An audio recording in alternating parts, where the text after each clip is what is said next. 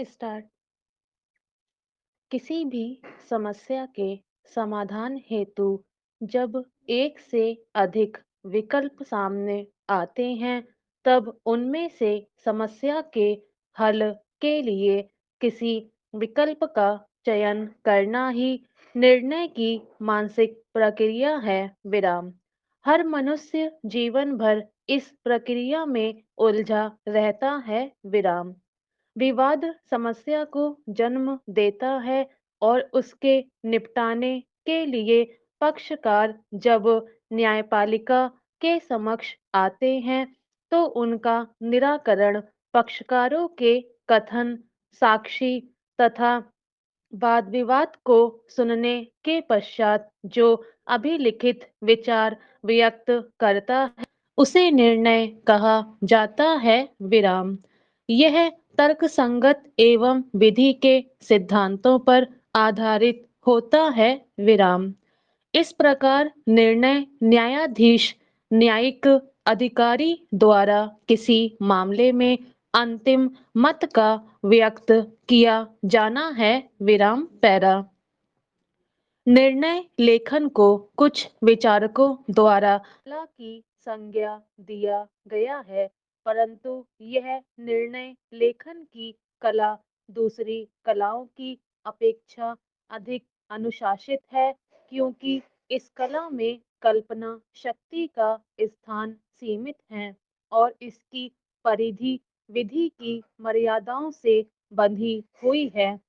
दूसरे शब्दों में न्यायिक अधिकारी कानूनी सीमाओं के अंदर रहकर ही अपना निर्णय लिख सकता है और निर्णय लेखन में वह कल्पना शक्ति का सहारा नहीं ले सकता है। विराम। न्यायिक अधिकारी को निर्णय व्यवस्थित ढंग से यानी निर्धारित प्रारूप में, व्यवहारवादी में व्यवहार प्रक्रिया संहिता तथा आपराधिक प्रकरणों में दंड प्रक्रिया संहिता, उच्चतम न्यायालय तथा राज्य की उच्च न्यायालयों द्वारा निर्मित नियमों के अनुसार लिखना पड़ता है। विराम। इस प्रकार निर्णय चाहे व्यवहारवाद में हो या आपराधिक मामलों में हो, यह मामले में प्रस्तुत तथ्य, साक्ष्य और उसमें लागू विधि पर विचारोपरांत मामले में गुणावगुण पर न्यायाधीश का अंतिम मत प्रकट करता है और कार्यवाही को अंतिम रूप से समाप्त करता है। विराम। सिविल दीवानी विवादों का निपटारा करने में जिस प्रक्रिया का प्रयोग किया जाता है, वह व्यवहार प्रक्रिया संहिता में विस्तार से उल्लेख किया गया है। विराम। अतः दीवानी मामलों के निर्णय लेखन के संबंध में व्यवहार प्रक्रिया संहिता का अध्ययन महत्वपूर्ण होता है। विराम। जैसे आदेश 20 के अधीन निर्णयों में किन किन अंशों की अपेक्षा है। विराम। विशेष विवादों में क्या खास खास हिस्से जरूरी हैं। विराम। इन सब की चर्चा व्यवहार प्रक्रिया संहिता में है। विराम पैरा।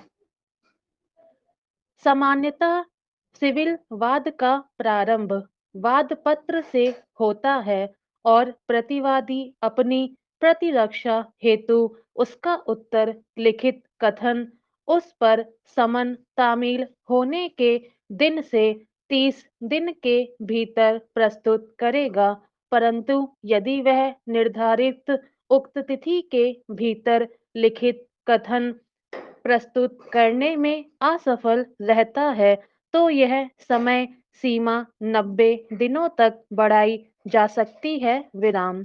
न्यायिक अधिकारी का कानूनी कर्तव्य है कि वह दस्तावेजी साक्ष्य, वादपत्र और लिखित कथन के अध्ययन के पश्चात और यदि आवश्यक समझें तो पक्षकारों को मौखिक परीक्षा के पश्चात यह निर्धारित करे कि मतभेद की सीमा क्या है। विराम।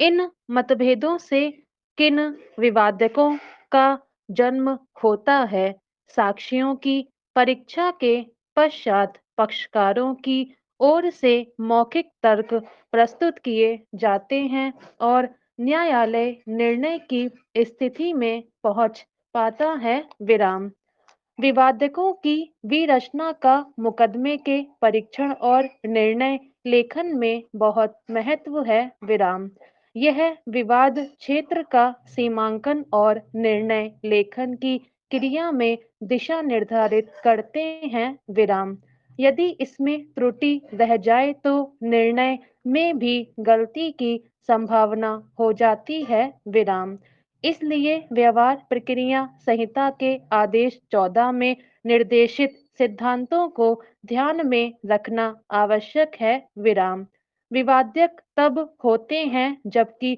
तथ्य या विधि की कोई तात्विक प्रतिपादना एक पक्ष द्वारा की जाए। विराम स्टॉप।